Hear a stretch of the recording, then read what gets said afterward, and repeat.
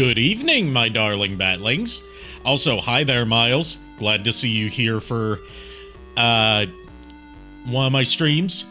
It's a rarity nowadays not to, poo-poo on you for being busy. Just, I enjoy when you're able to tune in.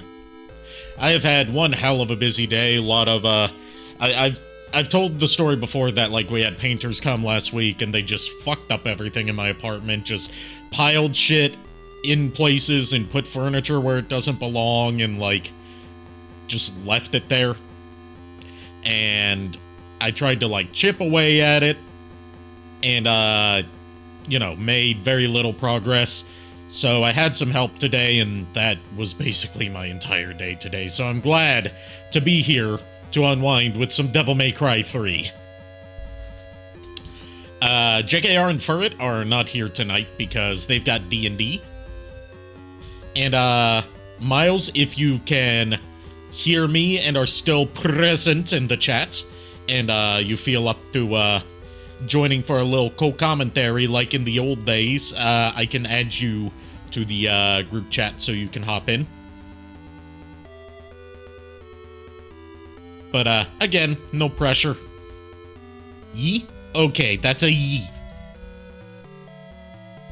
Let me just, add you in real quick. You're on your laptop, though, so you may not be the best. Hey, you make do with what you got. I'm not expecting, the highest quality audio out of you. It's not like we're doing a podcast or something. Just let me find you. There you am. There, I just added you to the group chat, and you can hop in.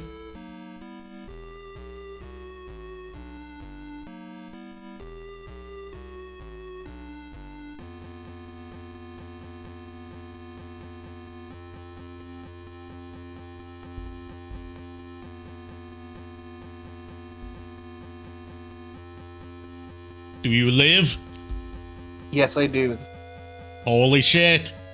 If you want to see my video feed, just click on my webcam feed. That's where I do my screen share for my streams. Yeah, one sec. I see a freaking weird thing on your thing. Hold on.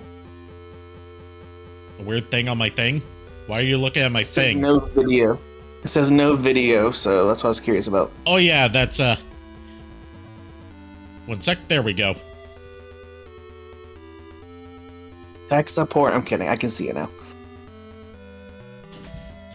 Alright. So, how have you been? Not bad, actually. Just, doing things day by day. The only negative is my computer's in the shop, but I mean, it is what it is.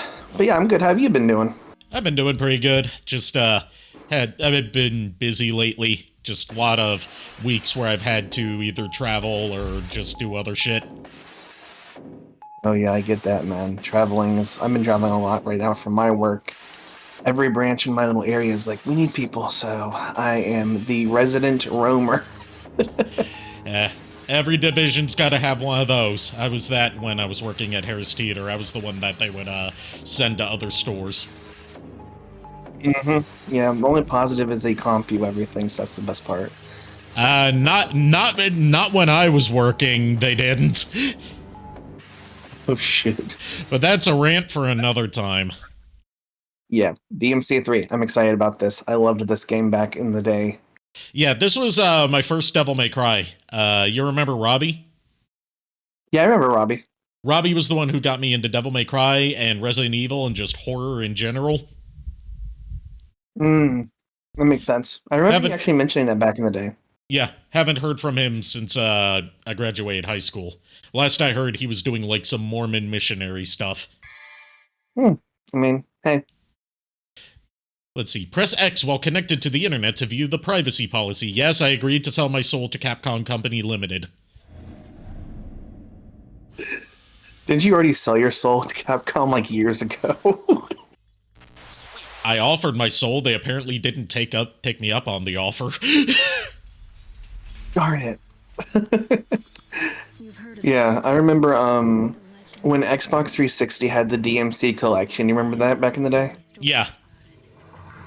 I remember getting that collection just for this game. Yeah, I remember when you got it. For the sake of the human race. Yeah, I had a blast. Yeah, you were just getting into Devil May Cry at that time, and like the reboot was just getting ready to come out. From our human world. Oh, yeah, the reboot. Oh, don't even get me started on that. I had it for a day and then sold it. You know, I've softened on the reboot over the years, now that the definitive edition is out and fixes a lot of the more gameplay-related issues that I had with the original release. Story is still flaming hot garbage, but it plays well. How do I know? I mean, yeah, I'll admit, like, the gameplay mechanics were interesting with the reboot. If the story just made, like, more connection to the actual original, like, you know... Like, I kind of get what they were going for. They were going for an origin story. But the problem is, like, you know, I don't want to get too much into my thoughts on the reboot because we're not there yet in this Devil May Cry retrospective. But, like, a lot of it felt very much like, you know, the way my buddy Timo, Timoriel, put it was, it feels like they wanted to do an adaptation of the story of Cain and Abel, but just slap Devil May Cry names on it. Mm-hmm. That makes sense, actually. Well, by the way, we're playing the original, so this is exciting. Yeah, we're playing the Switch version of Devil May Cry 3, which is currently the definitive way to play it. Is it really that good on the Switch, really? Yeah, they added some new features that are not in any other version. Mainly, I need to be explained this. Mainly, they added they added local co-op for the Bloody Palace mode. Hmm. Let me just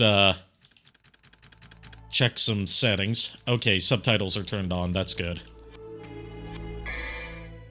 And here's the big reason why you want to get this is they added freestyle mode, which is where instead of having to switch your styles at like the beginning of a level or at the shops, you can just tap a button on the D-pad to swap between all 4 of your styles. Ooh, that's interesting. Just like it is in Devil May Cry 4 onwards. I like this change. Yeah, that's what it makes it so you are actually encouraged to experiment with your styles instead of just finding one and sticking with it for a single playthrough.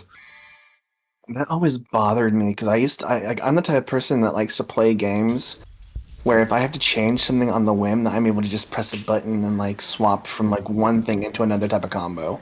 Yeah. When I was young, my father would tell me stories about it. Like I was playing Rise of the Ronin type games. I don't know if you've ever heard of. I've heard of Rise of the Ronin. I just haven't really looked into it much. There's so many samurai games coming out lately. Mm-hmm. There really is. Like yeah, Onimusha's coming back. Is it really? Yeah. Yeah, they announced that at the Game Awards last year. They're finally remastering Onimusha 2, and they're coming out with a brand new Onimusha game. Ooh, that's exciting. Like Capcom's big 2 announcements during the Game Awards was new Onimusha and sequel to Okami. Okay, the Okami sequel sounds interesting to me just because I've seen Okami, and I like the play style and the art style. Yeah, and Hideki Kamiya is coming back to direct the Okami sequel with his new company that he founded since he left Platinum Games. Ooh, I wonder how many people he's banned on Twitter so far for it. I mean, he plays the whole like blocked on Twitter thing as a joke nowadays, because like everyone's aware that he blocks people for petty reasons, and he knows it too. It was to the point where when Platinum Games did a Kickstarter to help them self-publish some of their more recent releases on multiple platforms, starting with the wonderful 101 remaster, one of the backer rewards, if you pledged at a certain tier, was that you would get blocked by Kamiya on Twitter. That's great. I love that. But yeah, I'm happy for Hideki Kamiya because he's been wanting to work with Capcom again for a while if they were, you know, ever open to working with him again, and he finally gets that chance. Well, it's a good game series. A lot of people liked Okami. Like, Yeah. its art style just really is such a unique way of doing things. It's not like the Yeah, stereotypical game graphics. It's like more like yeah, almost drawn to the point where it's and that's the interesting thing, because if you look at early builds of the game, it was supposed to have, standard realistic for 2005 PS2 game graphics. But Kamiya made the smart decision to go with something more akin to Japanese, like, ink wash paintings. See, I like that though. It's such a unique way of doing it, and just actually getting to like see such a big. It's like that was big for that time, like time of like the time period. Like you never wanted to break the mold, but that was breaking the mold seriously with that Yeah, what I'm happy about for this collaboration, not only the fact that we finally get a new Okami, it's the fact that this opens the door for like some new Beautiful Joe stuff. Yeah, I know you. Because Kamiya was in charge of Beautiful Joe as well. Wait, he was? I never knew that. Yeah, he was the director of all the games. That, to my knowledge, it was like the thing he was working on at Clover most of the time that Clover existed, was Beautiful Joe and Beautiful Joe sequels. And then Okami was the last thing he worked on for Capcom. Oh, okay. Hello. Yeah, he only did, he technically created Devil May Cry, but he only worked on the first game. Whereas Hideaki Itsuno took over from 2 onwards. Although 3 is really the first game that he got to direct from beginning to end. Like, if you want a good reason for, like, a good breakdown on why Devil May Cry 2 is so bad, look up the What Happened video on Devil May Cry 2 from Matt McMuscles. Because it really breaks down, like, how fucked up that game's development was from the few details that are publicly allowed to be shared. Yeah, I think I watched a video one time. I don't remember anything from it about Devil May Cry, like the history of the games. Yeah. And like, I remember hearing Devil May Cry has a lot of its origins tied to Resident Evil. Because the original Devil May Cry, if you play it, you notice it has, like, a lot of holdovers from Resident Evil and the various Resident Evil type games that Capcom was making at the time. It's because it started off as a rejected pitch for Resident Evil 4. I think, if memory serves, there was some sort of beta version or alpha of them with like a Dante-like character that wasn't Dante. I think it was more matching. It wasn't Dante yet. It was a character named Tony Redgrave, which would go on to be a recurring name in Devil May Cry lore, as like Dante's human alias that he uses as as a public-facing persona. Mm-hmm. That's also where Redgrave City from Devil May Cry 5 gets its name from, and where Luca from Bayonetta, which was also created by Hideki Kamiya, gets his last name from, Redgrave. Wow, I did not even know that. And his father, Antonio Tony Redgrave. Oh my gosh, how did I not get that? Nope. Crazy Party, I love the name of the mission. Yeah, I'm playing this with a new third-party Switch Pro controller that I just got that I've really been crazy about. Like, it's called the MobaPad. MobaPad N1 HD, I believe it's called. Really high-quality third-party Switch Pro controller with all the features of a Switch Pro controller, including, like, amiibo functionality, wireless support, HD rumble, but it's got better buttons, and it's got a better D-pad, and it's got a couple extra buttons on the back of the pad, like you see on like the DualSense Edge or the Xbox Elite controllers. Oh, so you're talking about an R2, R1, L1, R2 scenario? No, I mean like around the grips, you've got 2 programmable extra buttons. Oh, the back grips. Oh. Yeah. By default, they're mapped to A and B for like if you're playing certain games where where like you don't want to move your your thumb from the right analog stick to the face buttons. You can just press those two back buttons. Makes sense. That's actually really good, like, layout. And the buttons are micro switched instead of contacts, which means they're a lot more responsive. Think like mechanical keyboard versus like standard membrane keyboard. Oh yeah, I was gonna ask. Seems like the reaction time to button pressing, I mean, is like very like good with that controller, from what I'm noticing, just from how fast you're. Oh yeah, I've noticed. Combo. And if you don't like the default D-pad style that comes with, which is like one of those shield style D-pads like you see on the newer Xbox controllers, you can pop it off and swap it with a more traditional Nintendo style D-pad. Oh, I like that. You don't even have to disassemble it. You just pop it off with like your fingernail. So it's similar to the Elite controller for the Xbox. Yeah. With that changeable. Yeah, and it's like half the price of a Switch Pro controller. Dang, man. They're probably going to make a new one for the Switch 2 whenever we end up getting that. I know they're working on, the same company's working on Joy-Cons that have all the functionality of actual Joy-Cons, but also have, like, bigger grips so they're more comfortable to hold. And, the same micro switch buttons and D-pad. I hope they make it where there's no Joy-Con drift, because Nintendo. Yeah, oh, that's another thing. Hall effect joysticks on this baby. They don't drift. Oh, thank God. You think that Nintendo, with the price point of the Switch 2, would actually choose the joysticks that actually don't have drift built in? Well, I mean, you would think that for every first-party manufacturer, but none of them do it, even though the difference in cost from a manufacturing standpoint is just, like, less than $1, I believe.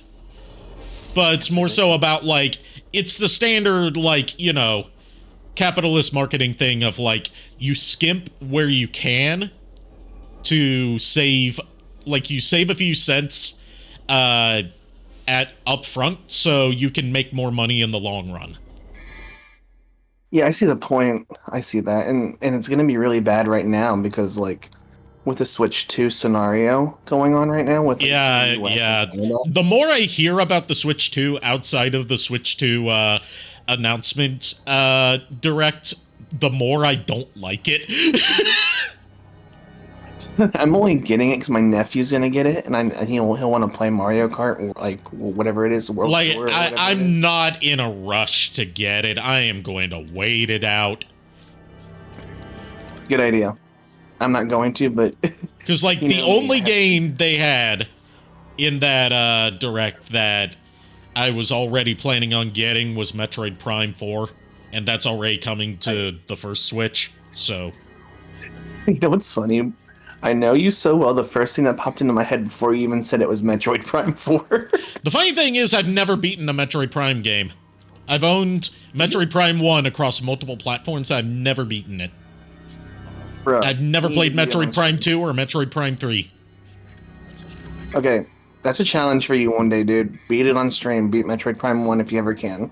Yeah, especially now that, the remaster's been out for about a year or so, and that one has by far the best control scheme that Metroid Prime has ever had.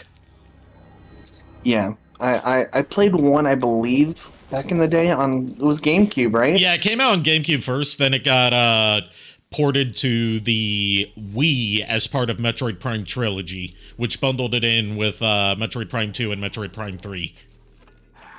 Yeah, 'cause I played it on GameCube back when it came out, because I ended up buying it like years ago, because you probably remember how Luigi's Mansion was one of the games back in that time period. Oh yeah, Luigi's Mansion was the game that I got with my GameCube. Yeah, I remember that too. Also, just real talk here, as someone that's done some game design and like art design and a little bit looking at 3D modeling work. It's really impressive that they managed to do Dante putting on his coat like that in engine in the PS2 days. Like, the only game I can think of nowadays that does a shot of someone putting on or removing clothing without any sort of like cheating the angle to hide that they're loading in a new model, like having it all be in one uninterrupted shot, is The Last of Us 2. Oh my god. Because that's actually a really hard thing to do. And make it look convincing. Well, yeah. I mean, I see what you're saying. You're able to hide like model loading just from an angle.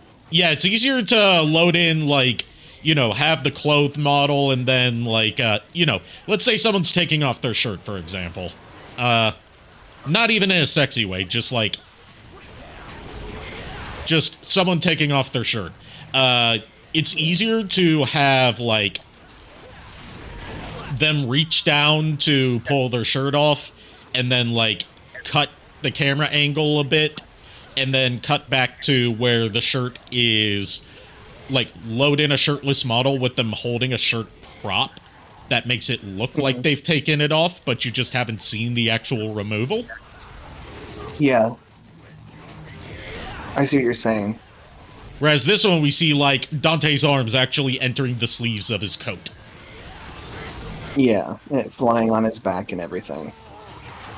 But yeah, as I was saying earlier, this was the first game that Hideaki Itsuno, who's now no longer at Capcom, unfortunately,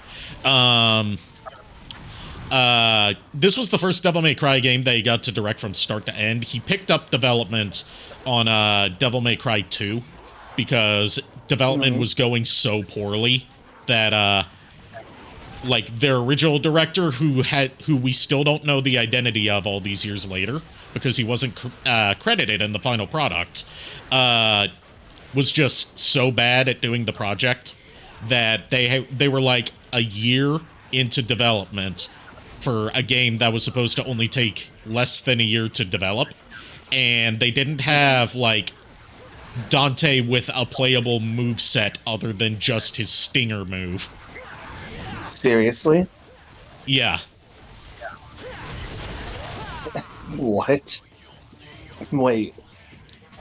And if you play Devil May Cry 2 and you notice that feels like it was made by people that don't know how Devil May Cry works, it's because it was handed off to the division that made like Power Stone, you know, arcade fighting games.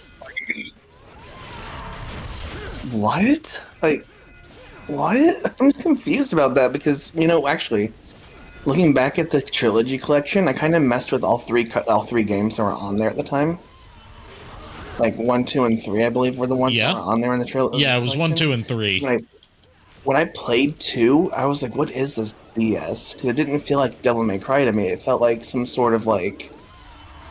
And it kind of felt too much like Resident Evil at a point to me, like just going in the split route type stuff almost, and like the reason that they didn't have Hideki Kamiya to assist with directing is because Capcom put it into development before Devil May Cry 1 had even released, and did not tell Kamiya about it. What? You don't have your first game done and you put a second one in development like that. I mean, to their credit, they could tell that Devil May Cry was going to be a hot seller. I mean, no, yeah, it would. I mean, Devil May Cry is a great concept as a whole, but you don't want to get like if Devil May Cry 1 went a certain path, you don't want to get too far in, like, you know, this probably with you being game creating and everything like that. You don't want to get too far ahead in your plot before you know how things are going to go. And then yeah, it's not even in terms of like story direction. It's more so about, you know, evolving the gameplay mechanics. They handed it off to a team that had no members of people that worked on Devil May Cry 1 and were, you know, they couldn't easily, you know, access what Devil May Cry 1 had done because it wasn't out yet when they had started pre-production. And another factor was that their original producer, which producers play a bigger role in game development than you may realize, did not like Dante as a character, which is why he's written so un-Dante-like. Yeah, I kind of noticed that. I didn't feel like I was playing Devil May Cry when I played 2 for a bit. It kind of felt really... I don't know. It didn't feel like it had the Devil May Cry 1 qualities that I was originally using at the time. And then the fact is, I played 3 because I wanted to follow it kind of like story progression wise in the sense of things. So I played 3 first. So I was so used to being able to do all that you're doing with the style stuff, you know? Yeah, that was yeah, the style stuff debuted in Devil May Cry 3, which the special edition that you played, you know, other than it adding other than the special edition when it released on PS2 was like an updated version of Devil May Cry 3. Not only did it add Virgil as a playable character once you beat the game, it also rebalanced the difficulty because in a very infamous move, they made Devil May Cry 3 harder outside of Japan. And like they jacked everything up one difficulty level. Like the easy difficulty is this game's normal. Oh, and what? the normal difficulty is the Japanese version's hard. So on and so forth.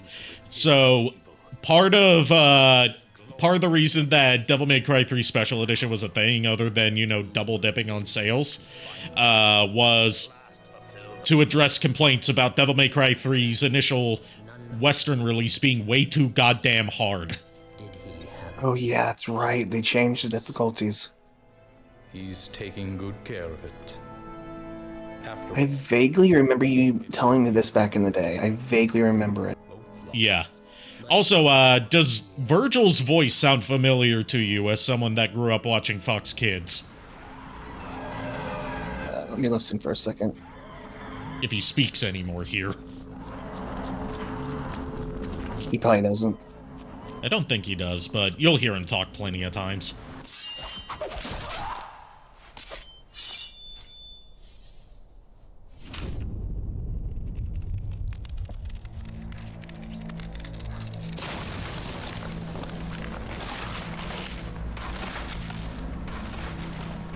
Yeah, he doesn't speak anymore in this cutscene. But, Virgil's voice from this point onward, outside of the reboot, of course, is an actor named Dan Southworth, who you might know as the Quantum Ranger from Power Rangers Time Force. Wait. I was wondering about that. I kind of heard a little bit of his voice, but I was like, oh. Yeah, this starts...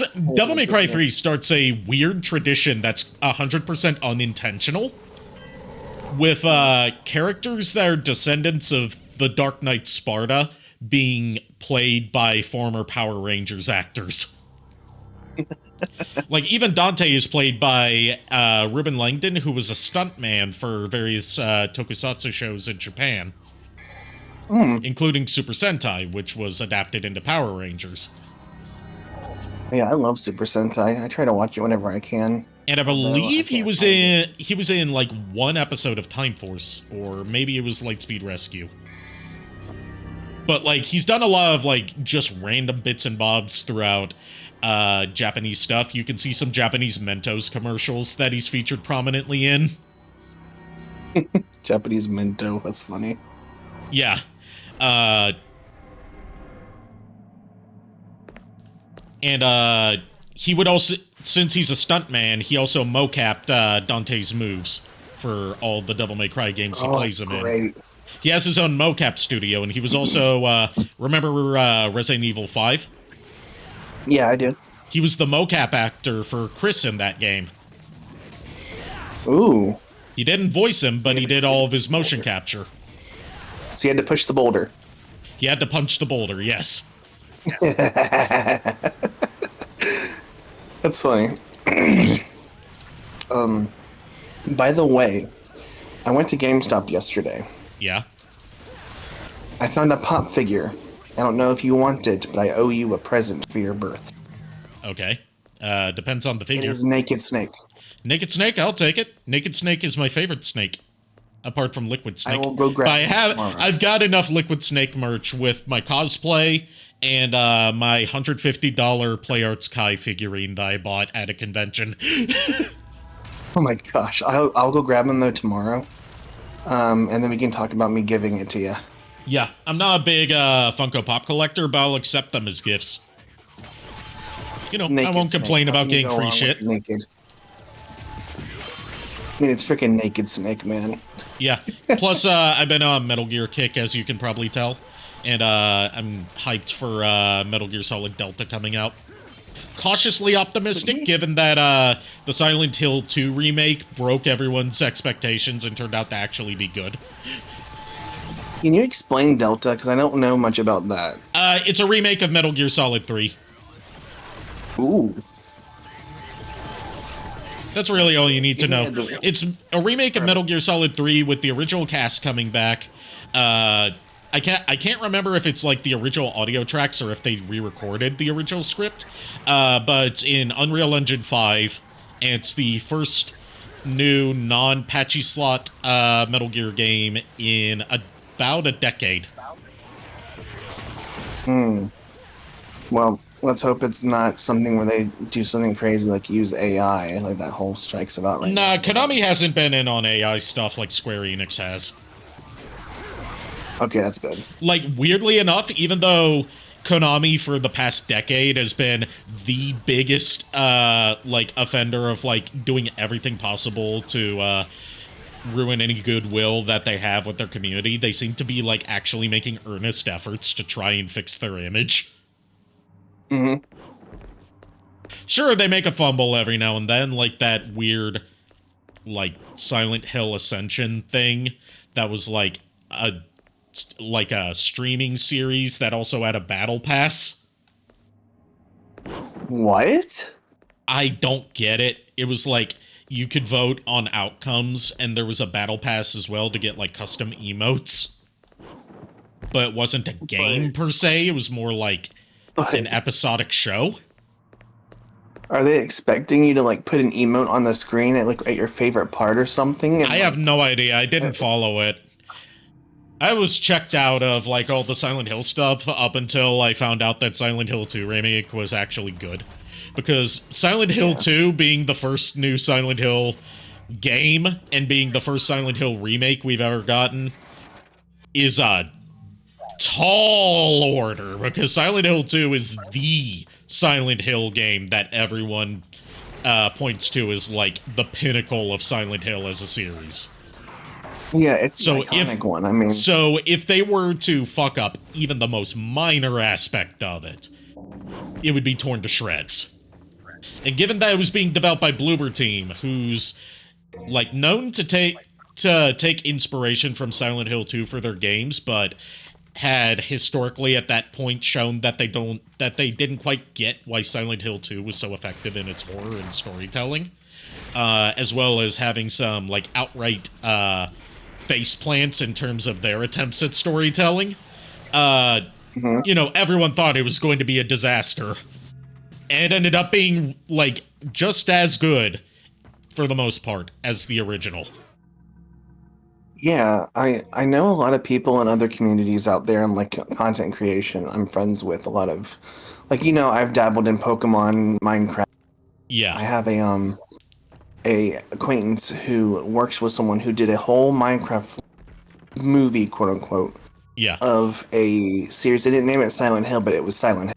Like Foggy Town, like people like disappearing, people, you know, monsters, all that stuff. And I was like, huh. Oh yeah, this is it really shows.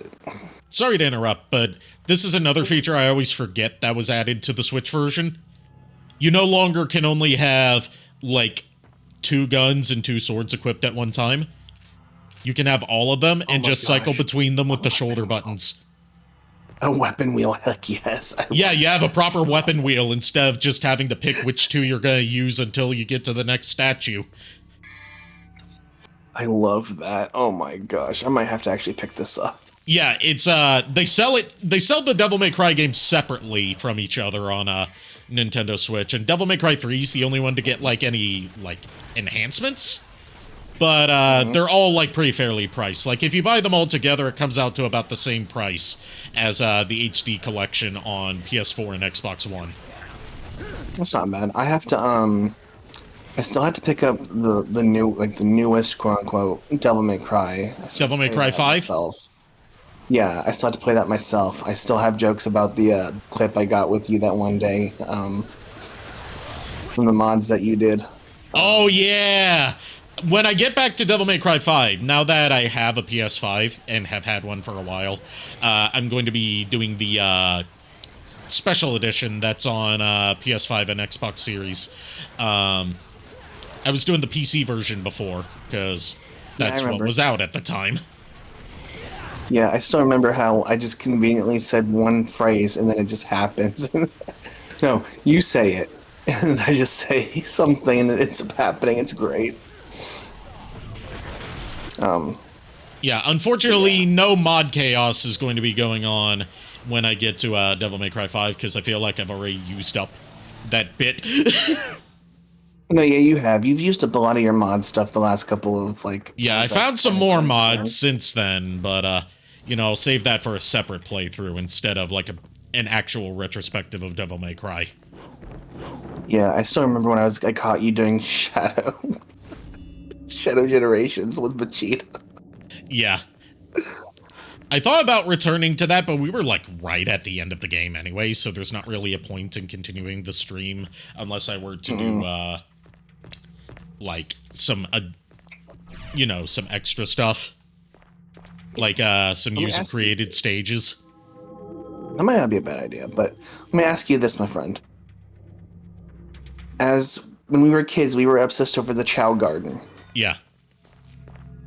So, have you heard of the Kickstarter for Poglings? Yes. I didn't get to donate to that, but I was aware of it when it was going on. So, I did get to. Would that be something you would probably pick up and try? Abso-fucking-lutely, because Sega's not giving me a new Chow Garden. Well, dude, then he's leaked. His backers get information, so I have some information on what he's doing right now. Yeah, it doesn't count as a leak because, you know, it's not private. Yeah. Well, so far, from what I'm understanding, he's creating, like, I guess, ancient, like... He says ancient evils are stirring, and he's showing, like, an image of Poglings, shadowed. I think he's doing either something similar to Hero and Dark Chow, or there's some sort of, like, ancient, like, Pogling, like, bosses or something. I don't know. It's really weird how it's been described, but it looks so dang interesting. Oh, blue orb fragment. Yep. I still haven't done a single playthrough of this game where I get all the blue and purple orb fragments, but I try to pick up as many as I can. I think I found some of the more out-of-the-way ones, but, you know, I play this without a guide. Unless I'm, like, really stuck on, like, a certain, like, bonus challenge and need guidance.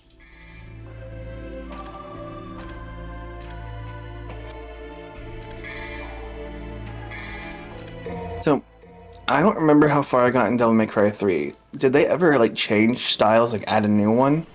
They added 2 new styles as you progress through the story. When you beat, there's one boss that has, like, time manipulation powers that you fight. Cerberus. And you get, yeah, it's the horse. And when you beat that, you get its, time-slowing powers. And after you beat the Doppelganger boss, you get the Doppelganger ability, which, gives you, like, a shadow clone. And if you plug in a second controller, a second player can control it. Oh, wow. And then for the final boss fight, you get a unique style just for that fight. I say final boss fight, it's technically second to last boss fight. But yeah, I've definitely beat this boss. I remember beating Cerberus. Wow. Yeah, Cerberus is the first boss in the game, outside of that Reaper. Reaper is more of like a mini-boss that keeps recurring. Yeah.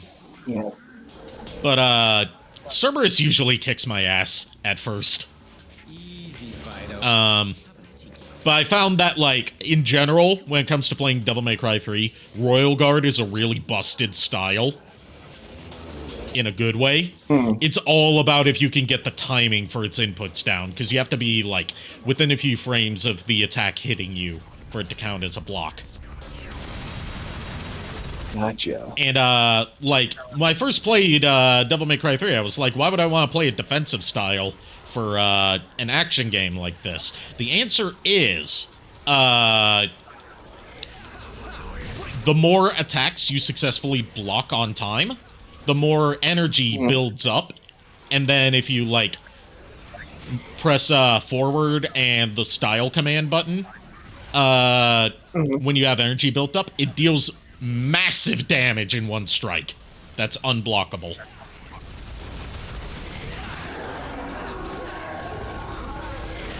So yeah, that's the whole point of Royal Guard. It's about blocking attacks on time to build up enough energy to return that damage back, that damage you've blocked against to the enemy. It was like a counter. Yeah, it's a counter. And as the style levels up, you get like the ability to block in midair, and you could store more energy. It's hard to tell how much energy you have stored up in Devil May Cry 3. Starting with Devil May Cry 4, they'll give it like a proper meter to show how much like counter energy you have stored up. Whereas in Devil May Cry 3, I don't think there's any sort of real visual indicator to it. They need to give one. Like it's just like you're kind of guessing at that point. Yeah, but with games this old, it's hard to add new features to them without access to the original source code. Cerberus be like, I'm gonna smack you with my hand, boy. Yeah. You'll be happy to hear that we get to see a bigger Cerberus in Devil May Cry 5. Oh, really? Yeah, it's the King Cerberus. King Cerberus, or Cerberus, and there's King Cerberus. Yes, it is the king of the Cerberuses, and its name is King Cerberus. Is it related to ice? It has 3 elements instead of just one. Ice, lightning, and fire.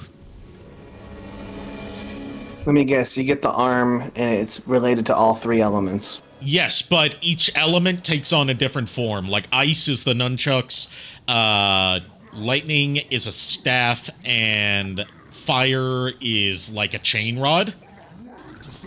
Oh.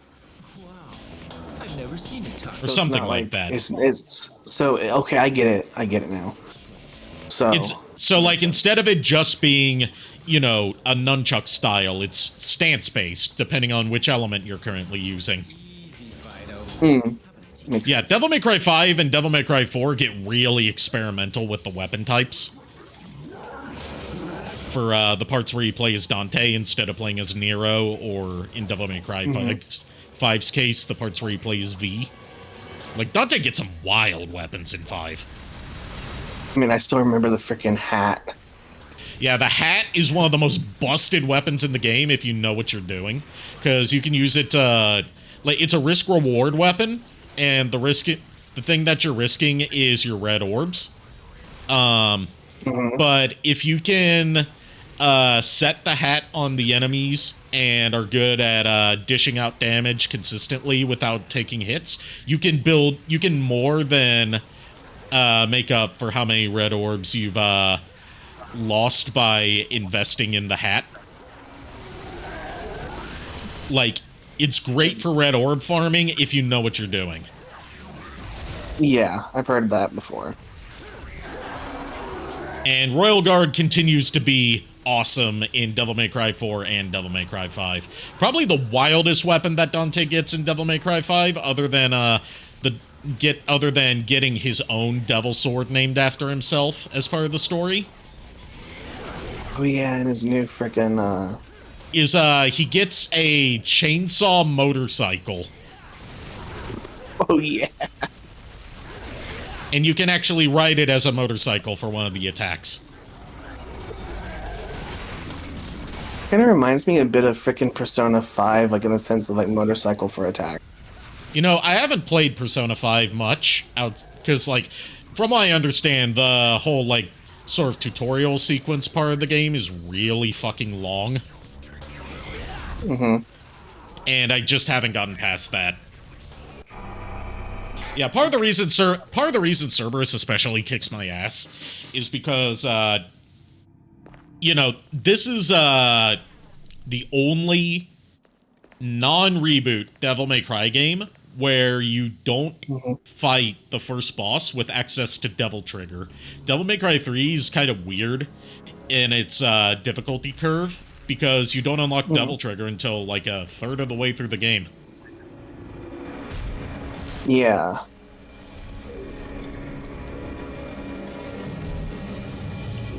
I always thought Devil Trigger was the weirdest thing in like this game because I remember. Yeah, seeing, Devil like, I Trigger's saw you got. do it. Not only do you, go most of the game without it, not even most of the game, you go most of the game with it, but you don't unlock it for a good while in. The design's kind of weird. Yeah. That's what I Whereas hate about it. The they'd go design for some more kind of standard designs for 4 and 5. 5 especially takes like a lot of dragon influence in its design. was-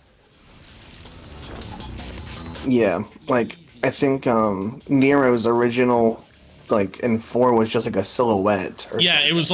it was like a spirit that assisted him. And that I like like we get a payoff for that in Devil May Cry 5 story. Yeah, see, I like the silhouette shadow type thing because I feel like that was really unique and cool. But Yeah. like, Because I it's feel like he hasn't unlocked his true devil powers yet, but he's channeling it through the power of the Yamato, as Yeah. opposed to like having actually unlocked his devil trigger. And it's your Yeah, exactly. spoilers for something everyone who even looks at Nero can figure out. It's the first hint that he is the son of Virgil, because the spirit that follows him looks a lot like the Nilo Angelo form that Virgil took in Devil May Cry 1. And the speech that he gives about, like, craving power is very Virgil-esque. Like, the speech that he gives when he gets his devil trigger about, like, needing power, more power, all that kind of stuff. That's something Virgil would definitely say. Doggo lost 2 heads already. Okay.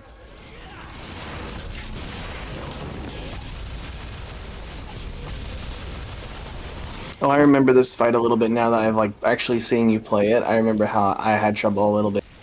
Yeah, Cerberus is, to my understanding, because I don't really engage much in the Devil May Cry, like, fan community. I don't engage in a lot of fan communities. But, Cerberus is, like, seen as sort of a wake-up call in this game, where, like, it's like the first, it's the first proper boss of the game, but it's also the first test to see, like, have you been properly applying the mechanics that the game's trying to teach you? If you can't beat this boss, then you're probably not going to be able to beat the game. Yeah, I remember this vaguely because I remember having to dodge like the smashing attempts on you with his paws. Yeah, having gone through some of the Ninja Gaiden games recently, it's very much in that style, whether intentionally or not, where it's like the first boss is sort of a test to see whether you have mastered the basic mechanics of the game, and if you can beat this first boss, then it should be not necessarily smooth sailing, but you've proven that you have the fundamentals to beat the rest of the game. Which is, from a gameplay design's perspective, that's what a boss should serve as, a test of the skills that you've learned up to that point. Yeah, 100%. Why did it look like Cerberus was trying to like take like a huge restroom break right in the middle of that? This is also the first Devil May Cry game where we get the weapons from defeating the bosses, which would go on to be the main way that Dante gets his weapons for the rest of the series. Standard. Devil May Cry 1, he just finds them, and in Devil May Cry 2, you will only have like different swords instead of proper devil arms. And then they talk about the weapon wheel. Yeah.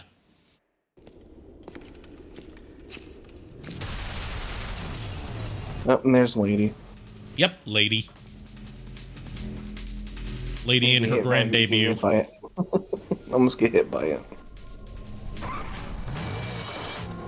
Are you going to the party? What's the hurry? Didn't you get an invitation?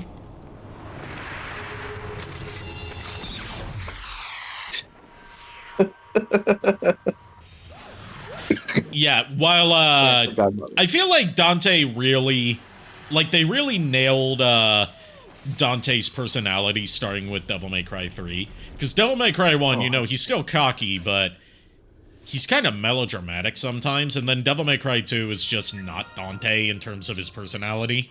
Devil May Cry 3 is where they're like, you know, play up the aloof cockiness, but have it mask some inner turmoil. Yeah, I can see, and plus, you know, Devil May Cry 3 is supposed to be like the origin, kind of, in the sense that it's like probably a younger Dante. Yeah, this is a younger Dante.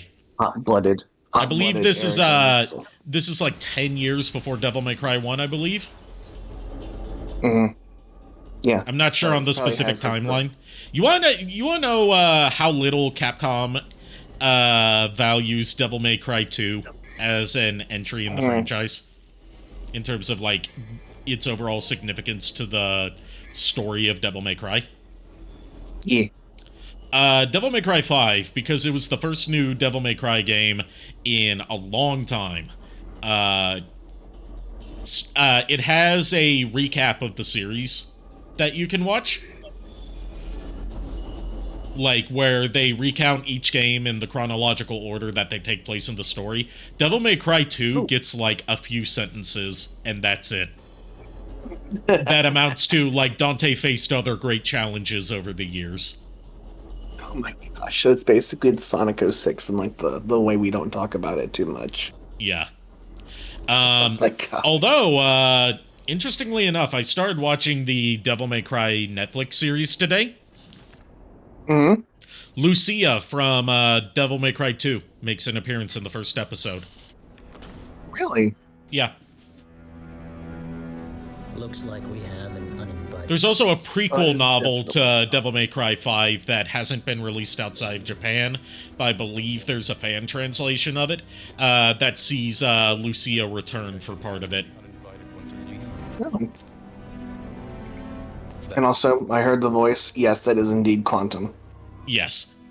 Actually, I happen to be Yep. acquainted with that. They even went back and retroactively referenced Virgil in the fighting game Power Rangers Battle for the Grid. Wait, did they really? Yeah. Like, they gave him 2 lines, like, pre-fight lines that reference Virgil. One of them being, I need more quantum power. Oh my. And the other one being, like, if you put him in a match against Lord Zed, he'll say, foolishness, Zed. Like, he's known to taunt Dante by saying, foolishness, Dante.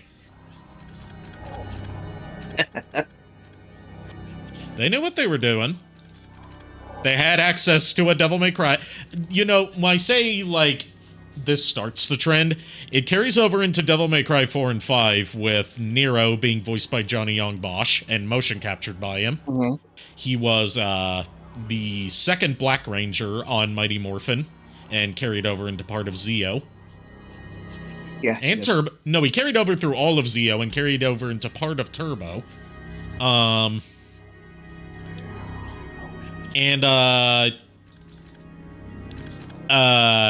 Even in the reboot, Virgil in that game was voiced by RJ from Jungle Fury.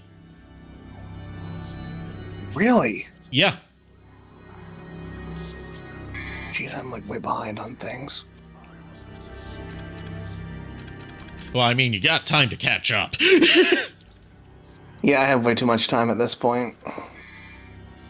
I mean, it's not like there's much going on with Devil May Cry or Power Rangers right now.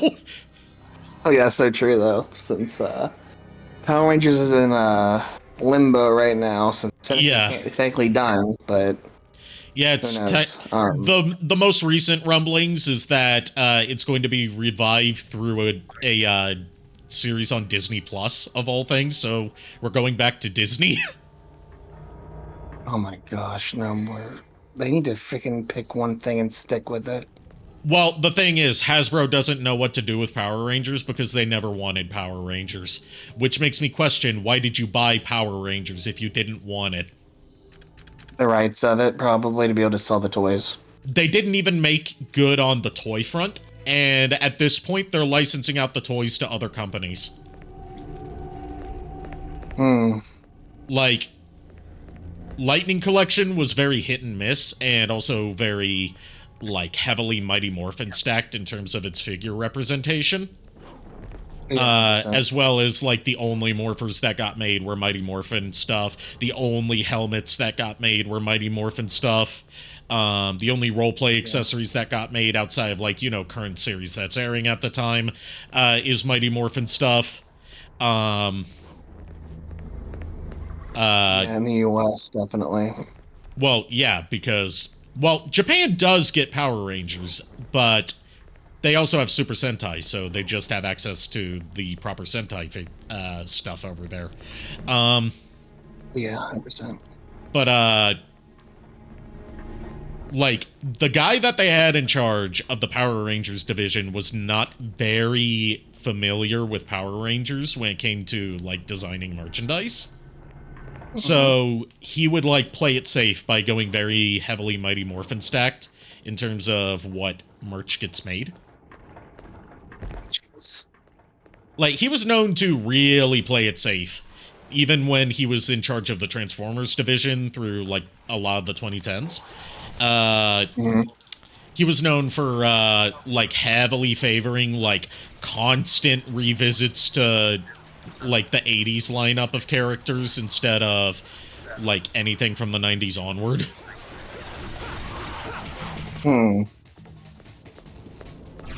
It was like a thing of, like, I'm not familiar with it, so I don't want to touch it in case I fuck it up. That makes sense. But And he got That's laid so off from weird. Hasbro right as he was appointed to be in charge of Transformers again after he drove Power Rangers merch into the ground. But yeah, the current lineup of Power Rangers merch that's coming out that's been shown off at New York Toy Fair is not even being made by Hasbro. It's being made by Playmates, the company that makes Ninja Turtles and Voltron. okay, that's better. That's better, I think. Yeah, they're making their own Megazord that looks to have more posability than any non-collector targeted Megazord we've had so far. They're also making some more, like, budget-friendly morphers Ooh. with, like, actual use for swapping out the coins with, like, it's gonna be all plastic instead of die-cast metal this time because they're being sold for pretty cheap. Like, shockingly cheap. But,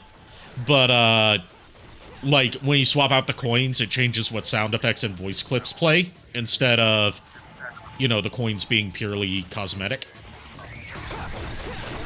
So it's similar probably to the Master Morpher that came out for Power Rangers with Well, I mean, Oliver, where the power coin and did different voice lines for different things. yeah, basically like that, except, like, you know, cheaper production, but also that means cheaper to buy it. Like, it's not going to be, like, metal coins and a metal morpher. It's going to be all plastic.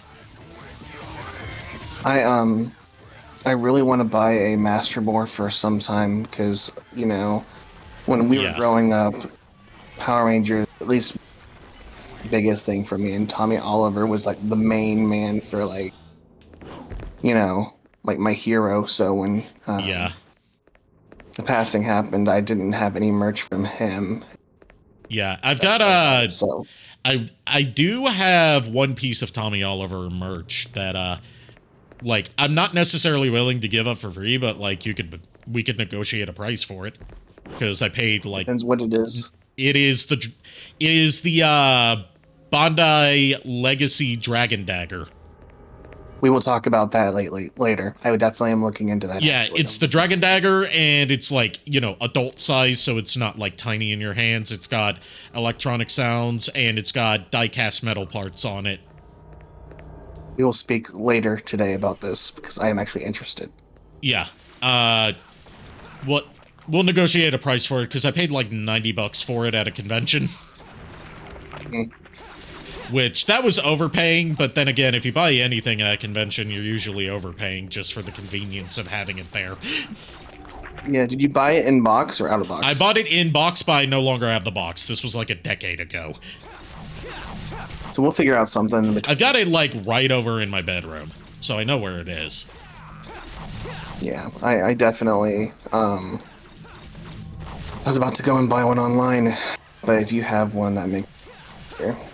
Yeah, the Legacy Dragon Dagger I figured would be the one that you would want instead of the Lightning Collection one, because Lightning Collection, not to shit on it, it's just, it's plastic instead of, diecast.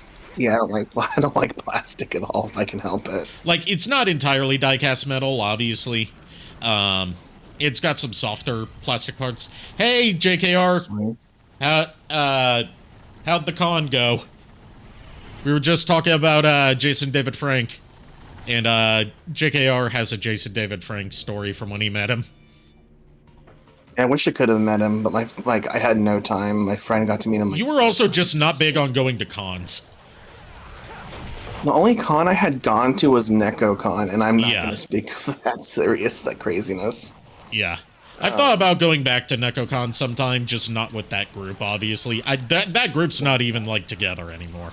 Because, that club... I don't even know. Like, after all of, like, our class graduated from there, that club just, like, was left without leadership and just kind of went dark. Like, it's not really a thing anymore. I actually almost bought a Funko Pop yesterday, or not yesterday, a few days ago. There's a whole bunch of stores over here called Video Game World that have like used games, pops, everything. One of them was the Freddy Funko Megazord. The Freddy Funko what? You cut out a bit. Megazord. Oh. It's literally the Megazord, but with Freddy Funko, like, wearing it as armor.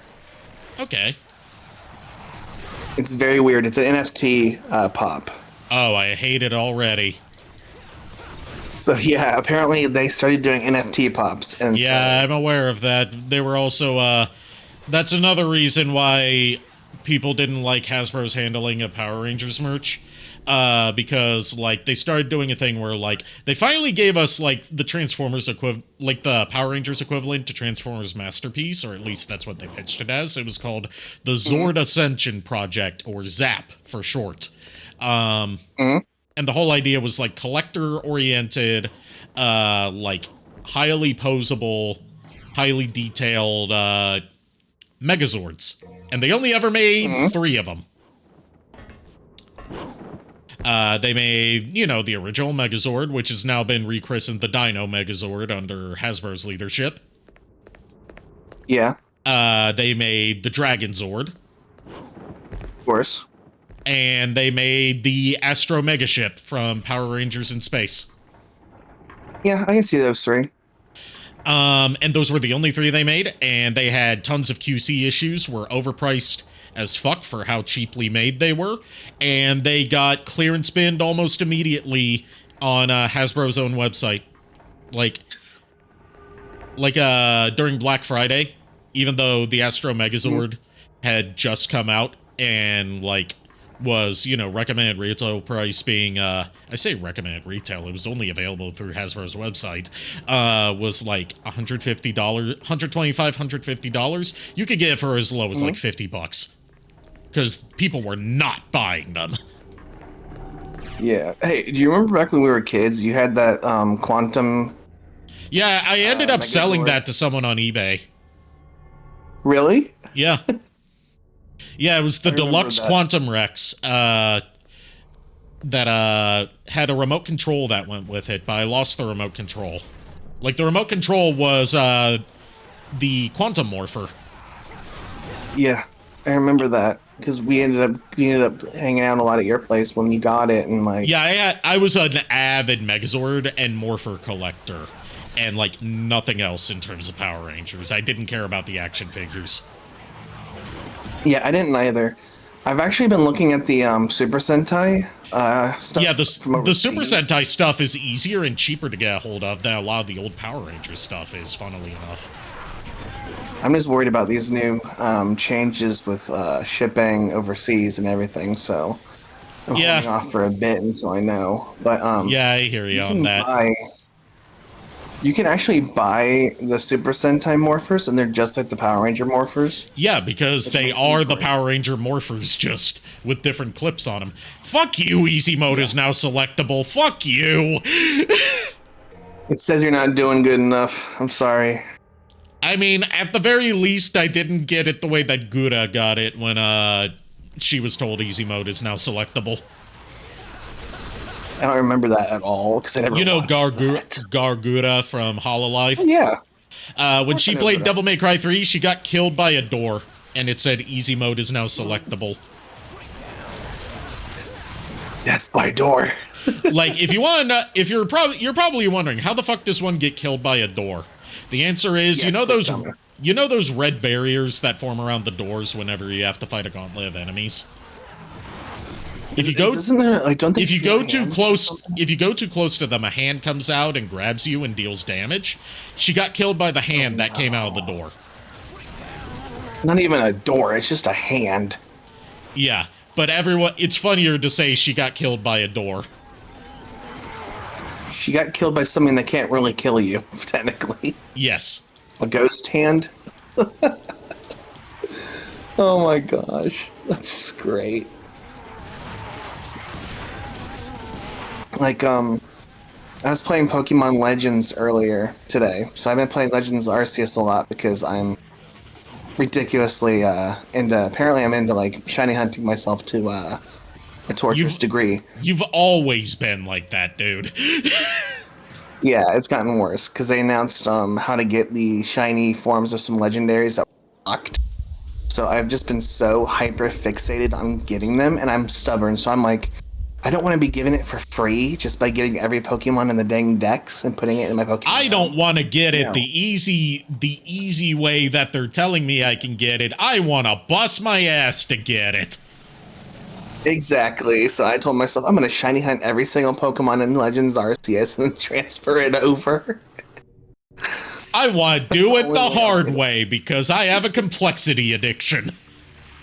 I do, actually. I remember this boss, actually. I think Yeah, I the actually got this Gigapede. far. Yeah, it creeped me out, man. Yeah, if you don't like bugs, you're probably not gonna like the Gigapede fight. Well, if you want to know how bad it's gotten lately, I have Monster Hunter, the new one. Yeah, Monster Hunter Wilds. And the second, like, one of the bosses is literally a spider with a rose on its butt. Oh, that's, now that I think about it, that might be a reference to Okami, because that was a boss fight in Okami. So, it's literally a spider that looks like a fluffy sheep that has a rose on its butt. And as you beat it, it becomes more rose-like. Okay. And you have to chase it around. So my friends, like, I put Arachnophobia on. So they actually have that now in a lot of games around Arachnophobia mode. Which I appreciate because I like that better than seeing a spider running around with. Anyway. Yeah, Furret told me his response to, Phantom from Devil May Cry 1, the spider, scorpion, lava monster thing. Oh yeah, I remember that. That's a thing. recurring Don't boss even from remind Devil me May of Cry 1. He tried out Devil May Cry 1 thanks to my recommendation, and, just thanks to me being on Devil May Cry kick at that time. And this is what he said to me when he got to Phantom, because he has a phobia, not like specifically arachnophobia, but a phobia of scorpions, which I kind of share with him. Yeah, me too. He said, thanks for telling me about the lava scorpion. Yeah, I hate scorpions too. They're similar to spiders in the sense of like the same similar family. I have a phobia of anything with a stinger. I have a phobia of anything that can kill you with poisonous and anything that has multiple legs and eyes. Dogs have multiple legs and multiple different. eyes. That's different. A dog is a canine. Yes, but you Anything said with with arachnids. multiple legs and eyes. Dogs have multiple Okay, legs okay. and eyes. Okay, let me rephrase. it. Humans Anything have that's in multiple the legs and eyes. Shut up. Anything that's in the arachnid family. So you have arachnophobia. Got it.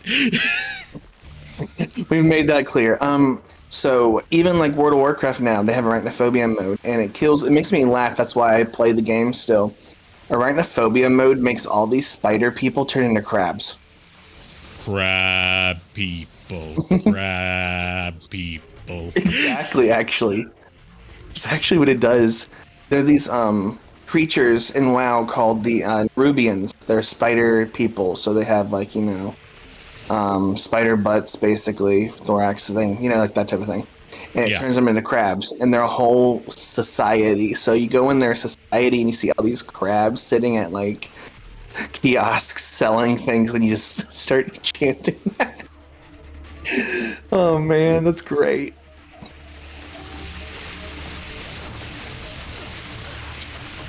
Oh, he's got you there, man. Yeah, I'm trying, I'm putting too much focus on parrying his attacks instead of, like, dodging them.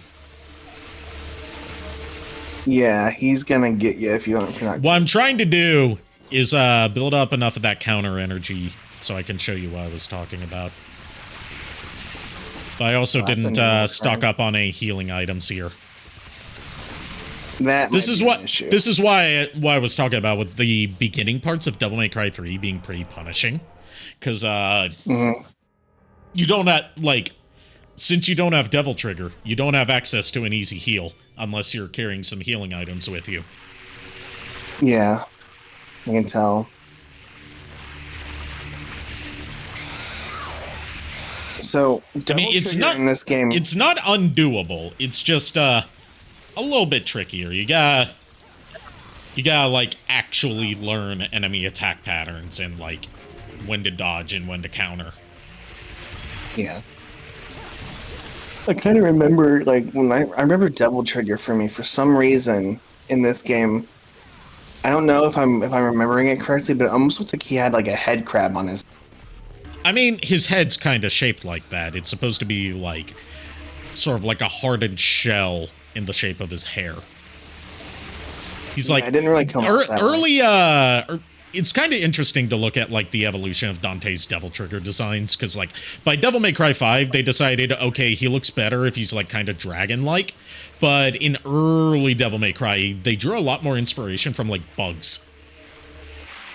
Yeah, I don't like that at all. Especially when it came to the Sparta trigger mode that you got at the end of Devil May Cry 1 for the fight with Mundus. It's very bug-like, almost like a cockroach. Yeah, don't remind me of cockroaches. What, you don't like the Cockroach King Asmongold? Oh my gosh, don't even remind me. Or Asmonmold, as I've apparently been told is a common nickname for him. If you don't, good. You've got good taste by not liking him. He cleaned his kitchen. Yeah, it only took him how many years? I was shocked. I'll never forget that he used a dead rat carcass as an alarm clock. I never knew he did that. Yeah, he would leave the dead rat on his bedside table, and when the sun would rise, it would cook the rat corpse and make it stink, and that would tell him it's time to get up. Jeez. And the only reason it stopped is because he stopped smelling the rat corpse. So he adjusted himself to the stink. Oh my gosh. He also has a patch on his bedroom wall that's coated in blood from when his gums were bleeding and he was like coughing up blood from his gums and it was spattered against the wall. And it's just caked on there. Yeah, I believe that. This guy, people aspire to be like this guy, and I fear for them. Hey, Oizy, how this man gained so many followers is always a question to me. Agreed. Do not be like Asmongold. Be like Iron Mouse. And be, awesome. Yes. Be as awesome as Iron Mouse. That's perfect. Or be like Project Melody and make a side hustle. Like, start out doing, she totally doesn't do adult content. She's just a yoga instructor. And then have Twitch be your side hustle.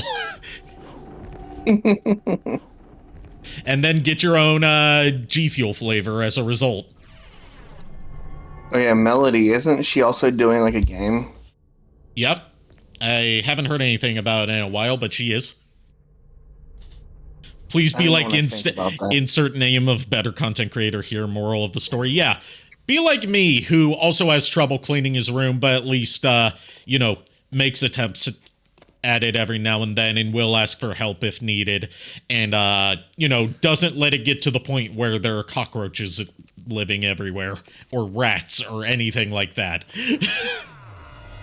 I had the unfortunate problem in my old apartment where I guess someone had gotten like a fly or something in and they were breeding, and it was driving me nuts. In my place was clean, but I could not find the nest to save.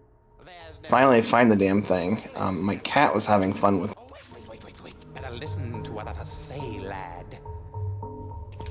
Oh shit! I forgot about this guy. Yeah, Jester. Legally distinct Joker. Jester.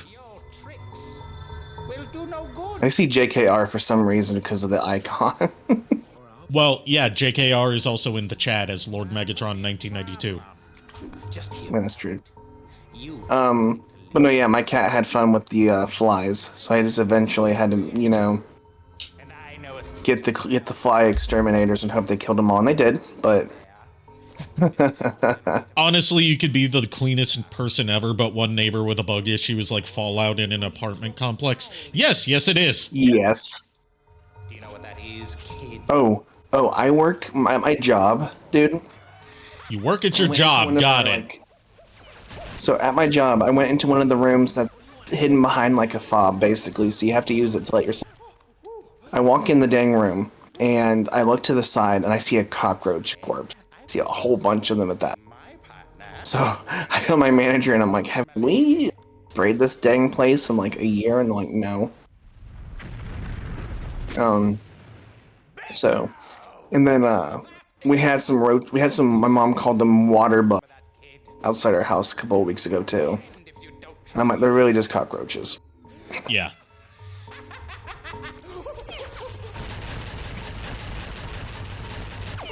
I remember my teacher, like 3rd grade, had a cockroach for a pet. I see. Thanks. I'm not going to inquire any further. It was very odd.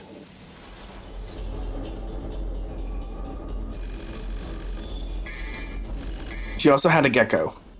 Okay, that's better. I liked the gecko. His name was Gex, I think. No, what was it? I forgot. No, it probably wasn't Gex. I don't think she was playing like a mascot platformer starring comedian Dana Carvey. Not Dana Carvey, no, Dana Gould. I think the school named it. The kids named it. Oh, in that case, yeah, it could have been Gex. Whoever, if they did name it Gex, then they had good taste. I think not that Gex is a particularly good series. It is not bad either. It just kind of exists. But you know, they preemptively predicted that Gex would become an icon of the internet memes. At least it wasn't like Iggy or something. Iggy's Wrecking Balls. More of an iguana. I remember that game too. I used to play That's on Switch Online, and I'm like, we got Iggy's Wrecking Balls before we got like any of the Game Boy Pokemon games. Oh no, did you see what's coming to Switch 2? GameCube, yeah. And including Pokemon Coliseum and Gale of Darkness. Yeah, I was excited to see that. But they put it behind a paywall. They put it behind a $450 at the time. It may go up, paywall. Well, with what I'm reading, the tariffs right now, they already have like 1 million states. The tariffs are so small right now for the next 3 months. They're probably just going to eat the cost for a little bit and then raise the price. Yeah, I already know that they're doing like a region lock based on what region you buy it in, and by that I mean they're region locking only the Japanese consoles because those are being sold for significantly less than anywhere else in the world, so they don't want people just importing Japanese consoles to get them cheaper. Yeah, I think what they did, I think there's like two versions of the Switch in Japan. I think one's the regular style, Yeah, and then one that's just purely Japanese. yeah, one that's purely Japanese that's being sold for cheaper, and then the other one that's got, that's region free and has other languages in it, but is being sold for relatively the same price as the rest of the world. Yeah, exactly. I almost actually bought a Switch through like a retailer outside the States. But originally when I did it, the tariffs were 46 on, and it was going to be an extra like $300. I was like, Yeah. and that's on top of $800 already being the price for the Switch. Pro tip, never buy a pre-order that someone's selling on eBay, because those are not valid purchases that are supposed to be listed on eBay. They're breaking the site's terms of service Exactly. by doing that. Yeah, so I have like every connection possible with like GameStop and a bunch of other people to keep an eye out for pre-orders to go live, which if we're following Nintendo, it might be May something when they go. Yeah. So I just want to play freaking Coliseum and XD Gala Darkness on my freaking Switch and like. I mean, I've got a Streaming modded and stuff. GameCube that I can just load games onto an SD card and play. So I'm good for now. I really want to see you play Coliseum and XD again. I feel like that'd be. Yeah, really I've good been one. I've thought about playing Coliseum on stream. It's just I need to be in the right mood for Pokemon. It's like hard Pokemon these days, Pokemon 'cause- Coliseum especially is something where like you need to be willing to dedicate some time to it, because it's got a very peculiar Yeah. approach to Pokemon mechanics.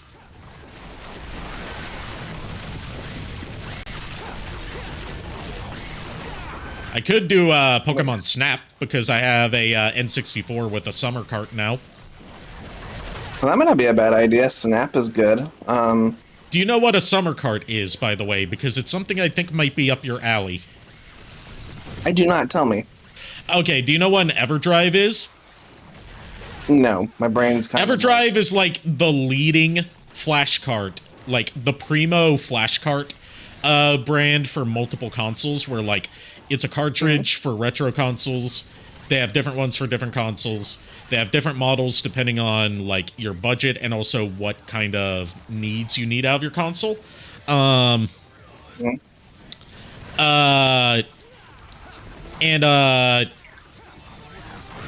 you load your ROMs onto an SD card, you put it into the flash cartridge or Everdrive in that case, and you can just load up the games off a menu and play them with no issues on original hardware. And in the Everdrive's case, it has a built-in Game Shark for a lot of its supported consoles, so you can, do some cheat stuff. And in the case of N64, you can use some very specific Game Shark codes to remove some of the blur filter that the N64 natively has. The Summer Cart is a relatively new thing. It's basically an open source Everdrive, which means anyone can buy the parts to make one of their own. And that also means you can buy them from like multiple sellers, including just like AliExpress and eBay, for a lot cheaper. And it not only has full support for the entire N64 library, it also supports the 64DD games, the disk drive stuff. Including support for the games the two games on that platform that require you to swap back and forth between the disk drive and the cartridge. I got mine from a seller on eBay. Like, Everdrives, they're great, but you also pay kind of a premium price for them for that quality, because they're made by a single manufacturer. A Ukrainian developer who has since fled to I believe either Canada or the US, named Crix, and he's a totally cool dude. I've had customer support with him before personally, and he's been very helpful.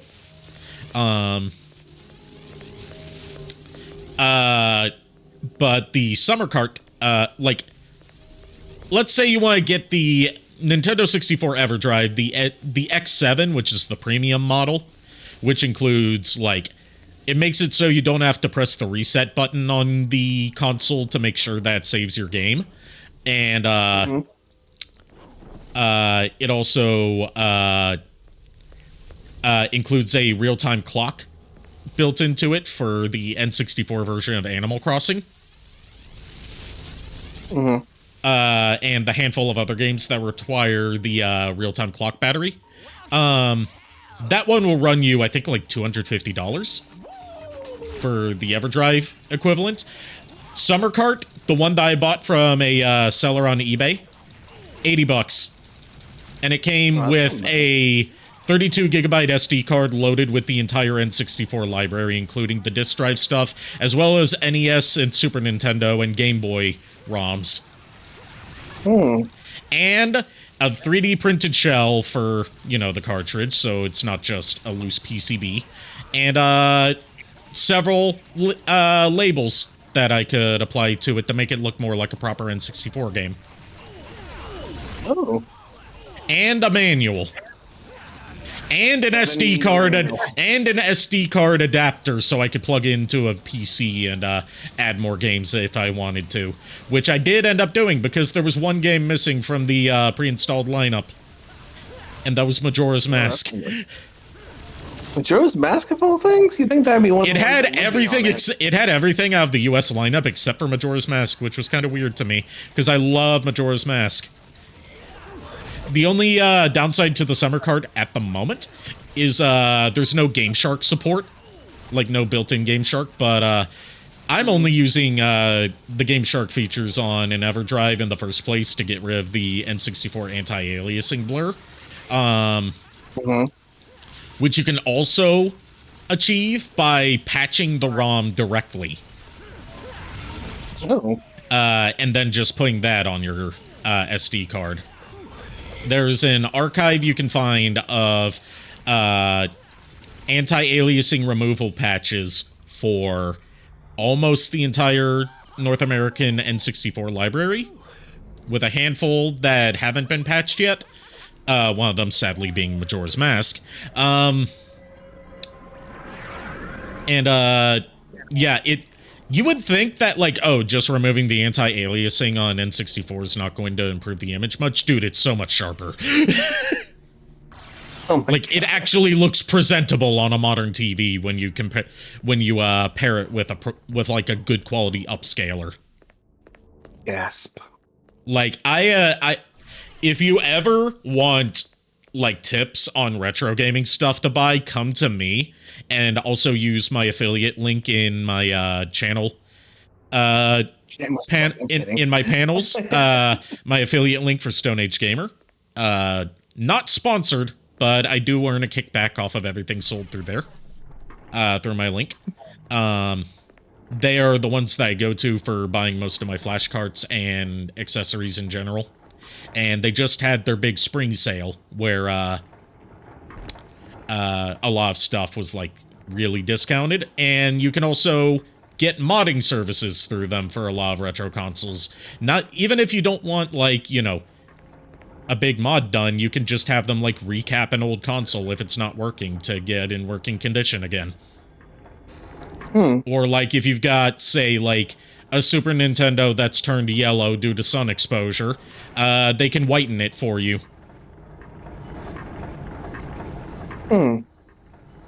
You have been looking for a physical emulation device as an all-in-one. Your best bet, apart from one of those, like, emulation handhelds that are all over the place nowadays, not like, you know, the cheap Chinese ones that come preloaded with, like, pirated NES ROMs, but, like, you know, like the INEO stuff, or, the, you know, stuff like that. Your other option is get a Raspberry Pi, especially the Raspberry Pi version 5, I believe is the latest one that's out now, is like a good powerhouse for emulation.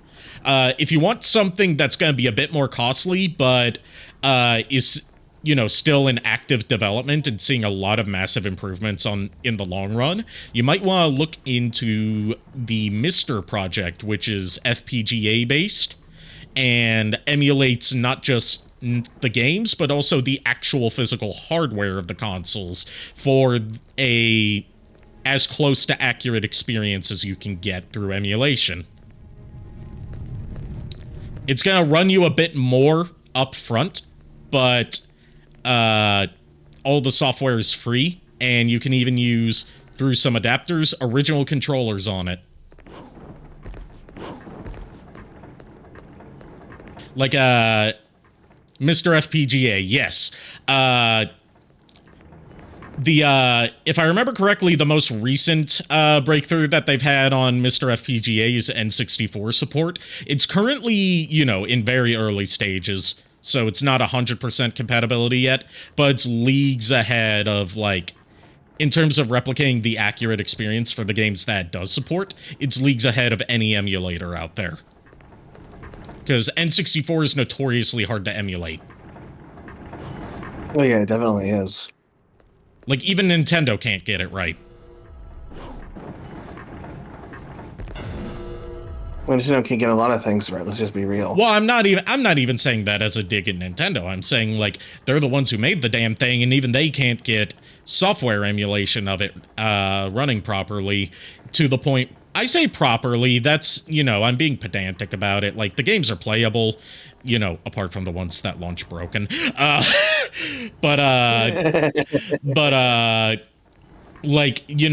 Certain graphical effects don't work properly, or there's certain bits of input latency that wouldn't normally be there. That's inherent to software emulation as opposed to running on original hardware.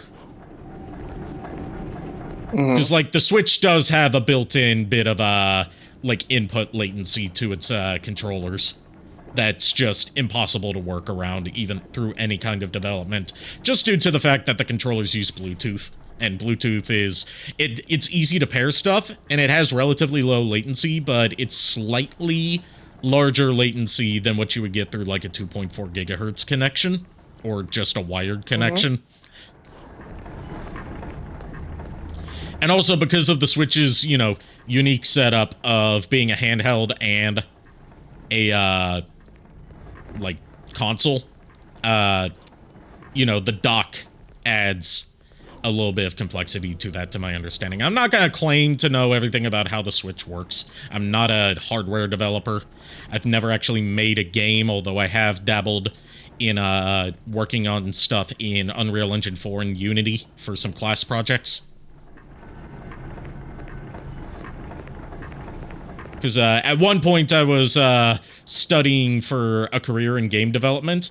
I sure picked a good time to pick that as a thing to study for a career when everyone's getting laid off and the industry's obviously about to face another crash.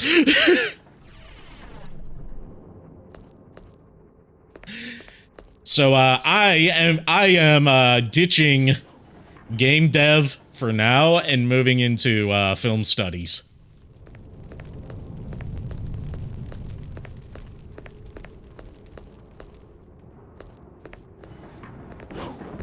Because there's a film school opening up near where I live that I should be able to attend.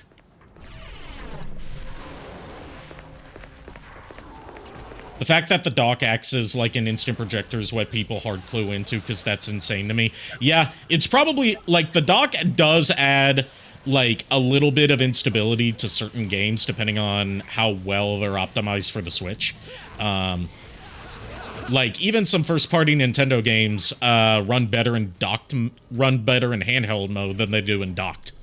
It's partly because, the resolution bump from 720p on the handheld screen to upscaling it to 1080p takes a little bit of extra processing. And also, in a lot of cases, the frame rate is up from 30 to 60. Switch is just a weird console. But it's also, one of the most accessible for indie developers. That and Xbox are like the most accessible for indie developers. In Xbox's case, it's because every Xbox console also works as a dev kit.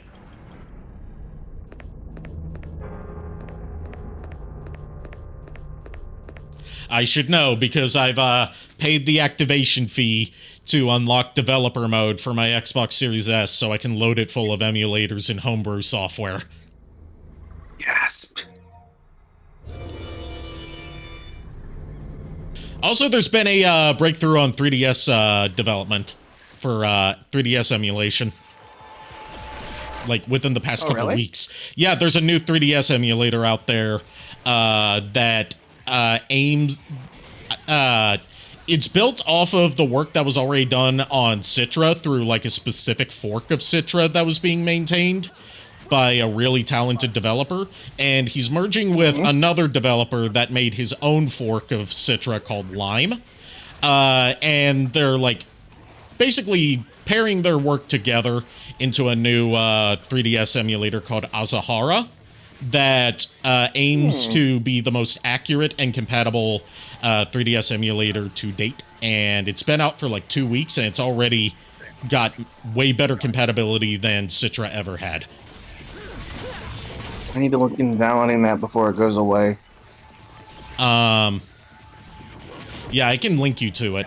I've tried it out, and even with some of the more problematic games that I've had in my experience, like the original Senran Kagura, runs pretty damn well. Not perfectly yet, because it's still, like, it's not even in version 1.0 yet. Like, this is like an alpha release candidate that's currently out to the public. And one of the things is you need 3DS system files to run it, which you can dump easily if you have a modded 3DS through a piece of homebrew software for the 3DS called Arctic Base, which basically lets you use your 3DS as a controller and also stream your 3DS games to the emulator.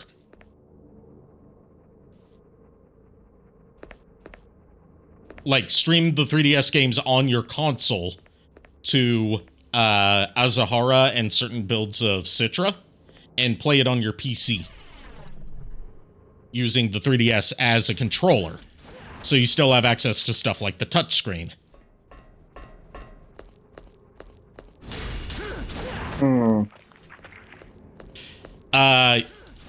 Yeah, to my understanding, it works better if you have one of the new 3DS models. Like, I have an original 3DS, and because it's got, you know, an older Wi-Fi connection, it's a little bit slow, which leads to longer loading times.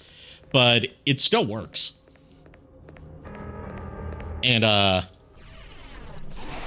that'd make content creation way easier, too.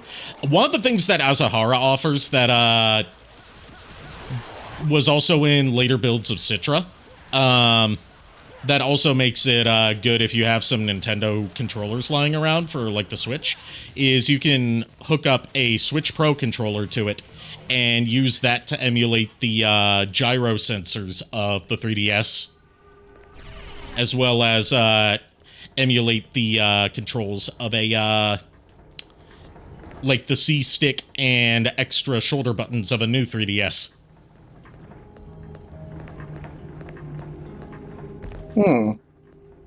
So, you know, for the handful of 3DS games that have gyro controls built in for certain mechanics, you can use a Switch Pro controller to get those same features. So, this conversation's reminding me of something. Hey, Psionic X. So, did you hear the news that the C button on the C Switch button 2 is under a paywall? Yes, I heard about that, like, day one. Like, I don't understand why they want to put a freaking paywall. They put a button on the controller that you have to pay to use. That is modern Nintendo in a nutshell. Speaking of controller... Yeah, my batteries are low, which this controller, going back to what I was saying earlier about this third-party controller I'm using, good battery life as well. Like, I haven't charged it since I got it on,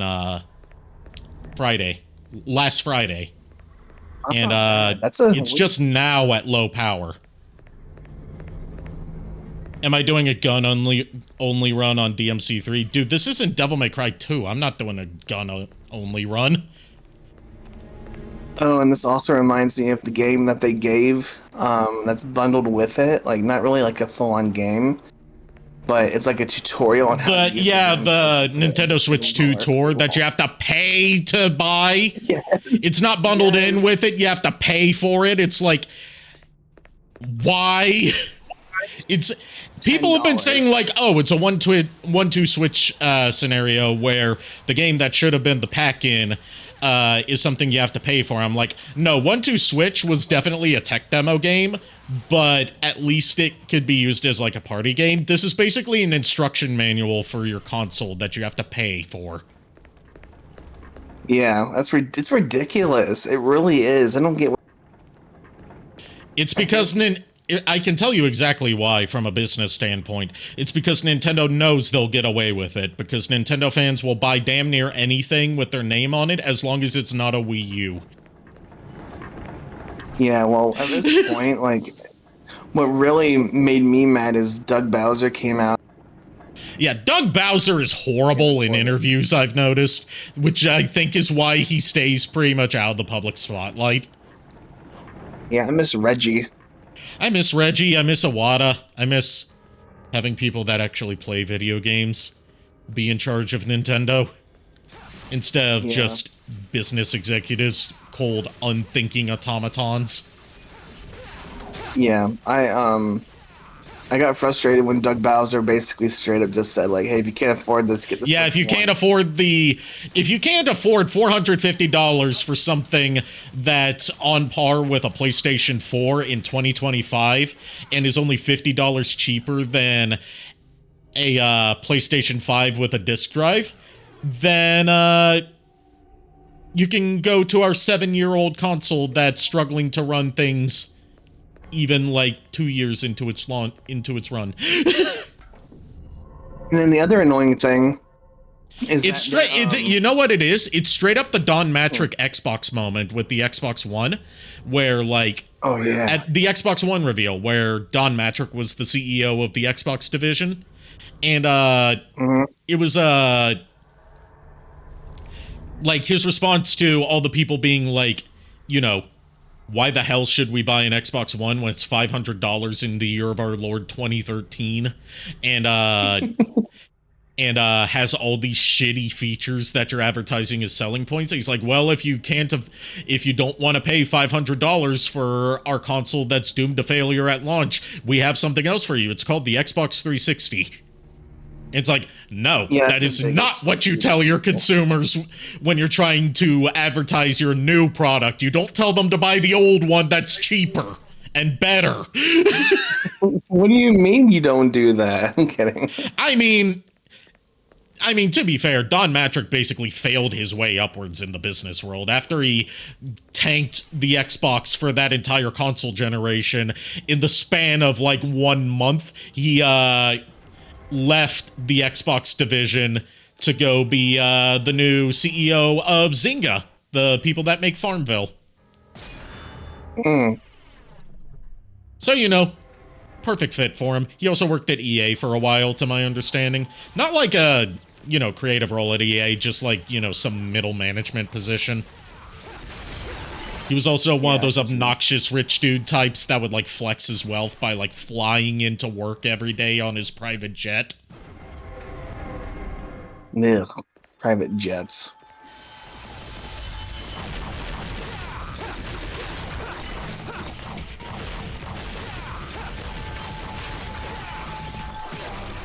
He was also the one that, he's also the one that decided that the new focus of the Xbox 360 in the last years of its life should be the Kinect, and also that the Kinect should be made with parts that are too cheap for it to be able to do the stuff that they're advertising it can do.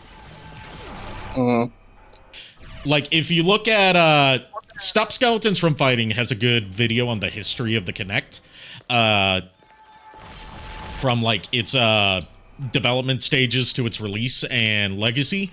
And the original concept for the Kinect looked like it would have, you know, done the things that they said it can do. But Don Matrick, as the head of Xbox at the time, was like, yeah, can we cheap out on some of these parts that'll make it so it can't, you know, do anything right?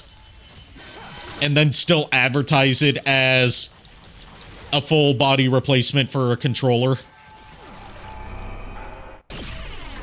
Like, one of the things is they had to go with a cheaper CPU on it, and they also had to go with a cheaper camera. They had to go with a cheaper camera where, like, I have both models of Kinect now.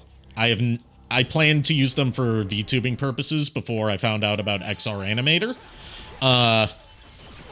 So I kind of wasted a lot of money on getting used Kinects and also the parts to connect them to a PC. But that aside, the Xbox One Kinect actually works well. And part of it is that it has the parts that the 360 Kinect was supposed to have, including having a 1080p camera built in. Mm-hmm. Whereas, you want to know the resolution of the Xbox 360 Kinect's camera for what was supposed to be tracking all of your body motions accurately and using them to do, like, very intensive stuff in gameplay? I should also probably, you know, focus on what I'm doing here. But 640 by 480, so 480p resolution for a full body tracking camera. Really? And it also has no depth sensing, which is important for body tracking. Yeah.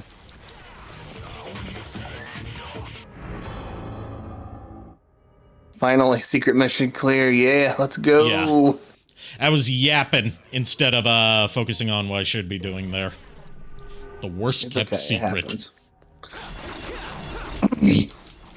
And then also, what's been bothering me, dude, is with like all these new like Switch 2 enhanced editions. Yeah, the fact that they're not free upgrades for people that bought the original versions. And the only reason they're not free upgrades is because it's like, oh, we added these completely useless gimmick features to them to justify charging you for the upgrade. No, some of them don't even have the gimmicks. They're just better graphics. Like the Mario Party one where it's like, oh, we added these gimmicky modes you're probably going to play once and be like, that's neat, I'm never touching that again. That'll be like, what, $20? Yeah, it is $20 actually for like Pokemon Scarlet and Violet. They're raising the price up to $20 more. For Pokemon Scarlet and Violet to function as it should have on day one, we will charge you an additional $20. Well, I think that's what they're saying. Either that or they're saying, I know they're saying Legends ZA will be $20 extra with the enhanced edition. Scarlet and Violet may be free, but I'm not sure. Scarlet and Violet had better be free after how disastrous its entire life was. Yeah, I'll be right back. Scarlet and Violet just straight up shouldn't have cost $60 to begin with.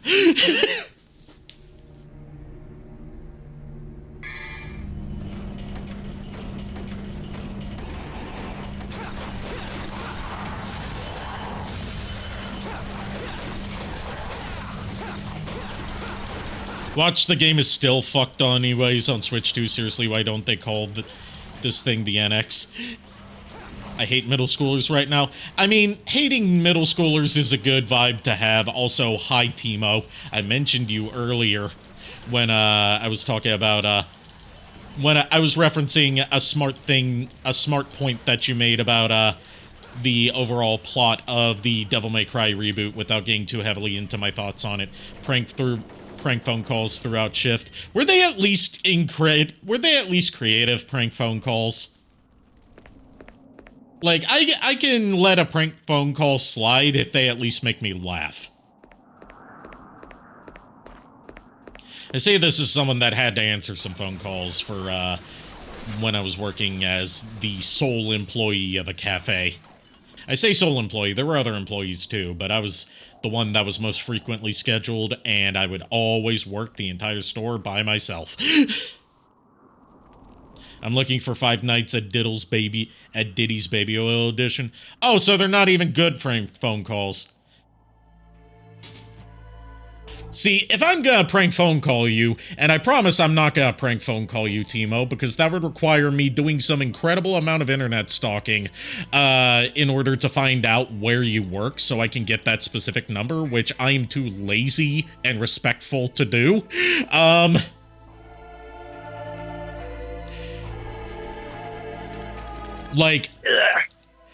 Like, I would do, like, you know, a classic Simpsons-styled prank phone call. I say this as someone that hasn't ever really watched The Simpsons. Be like, hi, I'm looking for a Mr. Hawk, first name Mike.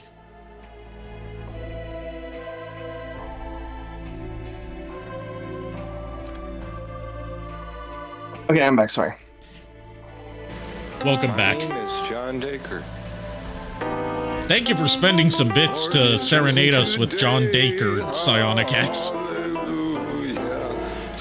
Sons of men and angels say, Hallelujah.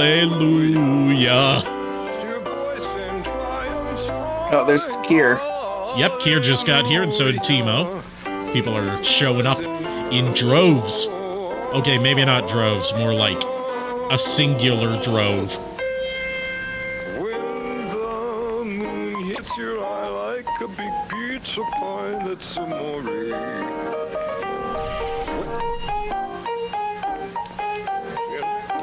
It's amore.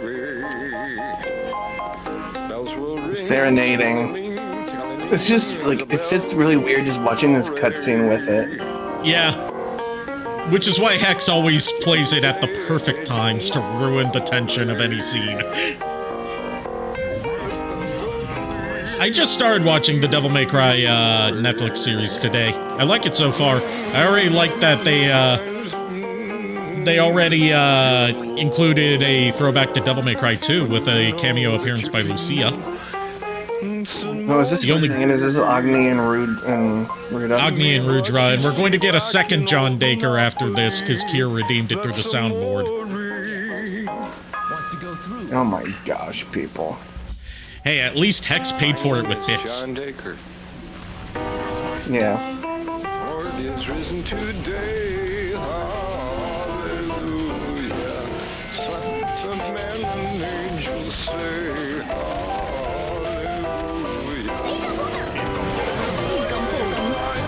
I know what you guys are trying to do. You're trying to throw off my groove.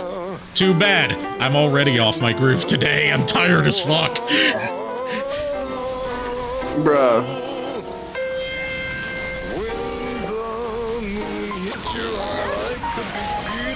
Yeah, they're really trying hard.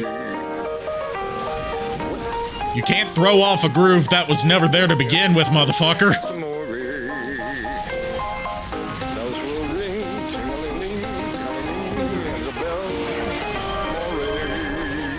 I just realized I never picked up the gold orb that was at the bottom of the staircase in the tower. So, that's not good. Oops.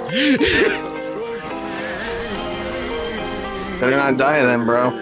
It's okay, I picked up some healing items. Plus, Devil May Cry 3 is not that punishing in gold orb mode, which is how you should play it. Which basically is like, if you die without any gold orbs, you restart at your last checkpoint instead of at the beginning of the stage. I mean, you're doing the fight the hard way, but I did it in yellow. I've never, like, I know there's an easy way to do this fight, but this is how I usually do it, especially now that I've been practicing with Royal Guard. What the powered industrial?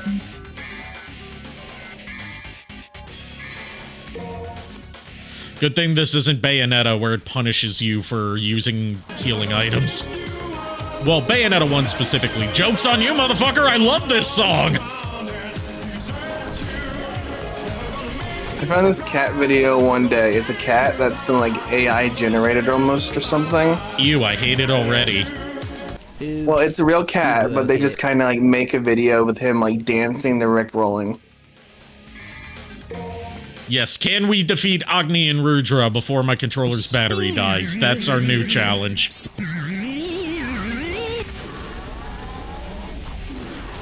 Let us figure it out. The answer is probably yes.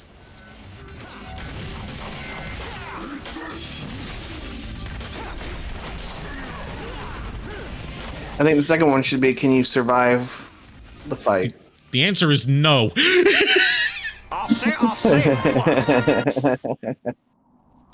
I say, fuck. Oh, sweet, my taxes were accepted. Heh, imagine paying Thank taxes. I actually got money back this year. I was excited about it. I don't get money back because I don't make enough money. I live off of SSI, so I don't make enough income to have to pay taxes, which also means I don't get a tax return. You're right. We have to be great. Yeah, I got $500 back this year. How do I know? We need to come up. Well, la-dee-da. Last year I paid money. Last year I paid money. See, it's not tax evasion if you don't get charged with it. That's what I learned from the billionaire class. Oh, yeah, definitely. I've been, like, religiously playing Monster Hunter Wild. You know, I've got Monster Hunter World. I've had it for years, and I just never played it. And I feel so bad about it because it was a Christmas gift from my cousin. So, Hunter... It's not even like I'm not interested in playing it. It's just it keeps getting pushed further and further back into my backlog. Yeah. I almost bought Assassin's Creed Shadows, but I haven't decided if I really truly want the game. I mean, the general consensus I've heard on Assassin's Creed Shadows, which, you know, divorced from all the stupid, like, outrage culture, controversy, like, manufactured controversies about it from people that don't actually give a shit about what they're talking about. They just want to farm outrage clicks so they can get ad revenue and sponsor money. Mm-hmm. Is that why the hell were we waging all this bullshit culture war stuff over a fucking Assassin's Creed game? It's not like it's gonna be particularly good. Or particularly bad. It's just gonna be more Ubisoft slop. Yeah. It's like, it came out, it's like, oh, it's just another Assassin's Creed game. Well, that was kind of a waste of an outrage. Yeah. It's an Assassin's Creed game that makes some, like, steps backwards from the previous one. Because it goes back to using, like, the enemy leveling and equipment leveling system from the bad Assassin's Creed games. Whereas the previous one was returning to, like, the Ezio-styled Assassin's Creed that people had wanted for years. Ezio, best one. Yeah, they peaked at Assassin's Creed Brotherhood and never reached that level of quality again. And I know I will hear people say in the chat or in the comments, assuming I actually get comments on a YouTube upload that's not from a bot trying to sell me some crypto stuff. What are you talking about? Assassin's Creed Black Flag was the last good Assassin's Creed game, and I retort with that by saying, did you have any fun playing the Assassin's Creed parts of that Assassin's Creed game, as opposed to just being a pirate? If you want to be a pirate, go play frickin' Sea of Thieves. Sea of Thieves nuts!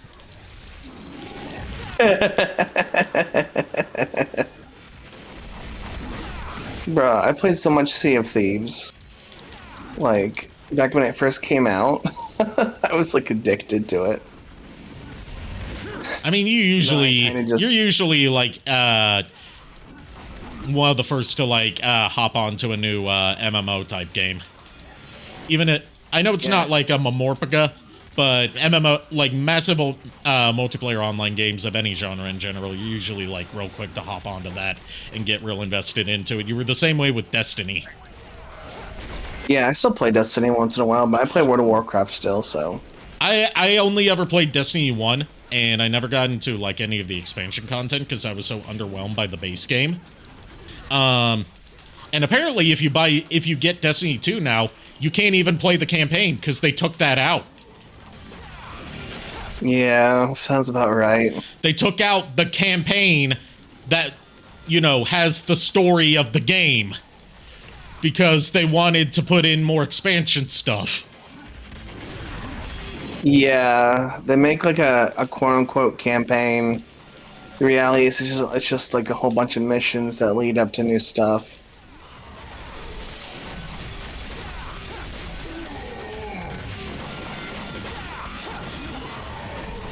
Like, there's entire planets in Destiny that you can't go to, in Destiny 2, that you just can't go to anymore that were in the game at launch. Yeah, I've heard about that. You're going to make yourself suffer for a bit. Carolina Reaper cheese quesadillas. I fear for your colon. Best of luck to you, Timo. Yes. Yes, best of luck. Let us know if you survive.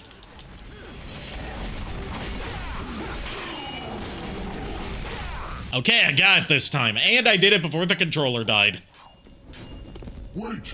Yes, wait. We have Carolina Reapers not too hot, says Kier. for someone stronger than us. Someone who can control us. My name is Agni, and my name is Rudra. You shall take us with you. We can be a great help to you. I like how he's just thinking like, maybe if you shut up. But on one condition. What is it? Name it. No talking. Fair enough. As you wish.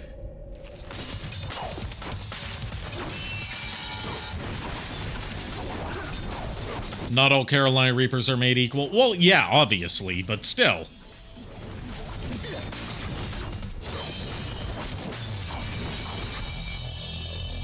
Impressive. No talking. Good. No talking. Good. And with that, we now have my main weapon that I use for all of my playthroughs of Devil May Cry 3, Agni and Rudra. Good. That's Just the best straight up a more or less replacement for Rebellion. Good. I like that one better. I've always been a fan of dual blades in any games. Same here. That's why I play a rogue in Final Fantasy XIV. Oh yeah, you still play 14, don't you? I just recently started playing again. I kind of play, but I don't play at the same time. I'm a Viper. So. Hex asks Dual if you're a swords. dual blade user on Wilds. Actually, yeah. I am. Alright. That, I feel, is a good point to stop at, also because I can feel my throat starting to get tired from how much talking I've been doing today. So let's go on over here, get out of the void. Void. And, let's see who we're gonna raid.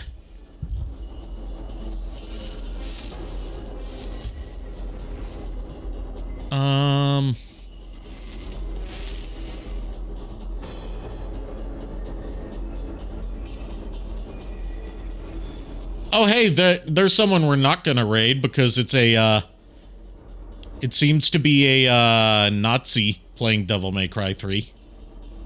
That's not good. Yeah, we are not raiding them. Yeah, definitely don't.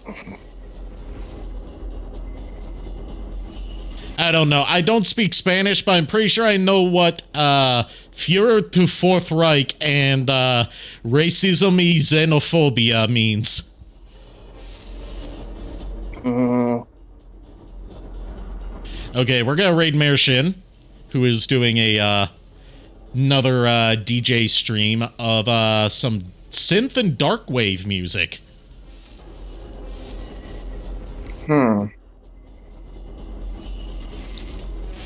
So thank you everyone for tuning in. Thank you to Miles for joining Spur of the Moment tonight. I'll see you guys tomorrow night with some more Phantom Pain. Until then, unpleasant dreams. I don't have JKR here to play us out with our ending song, so I'll just say good night, everybody. Bye.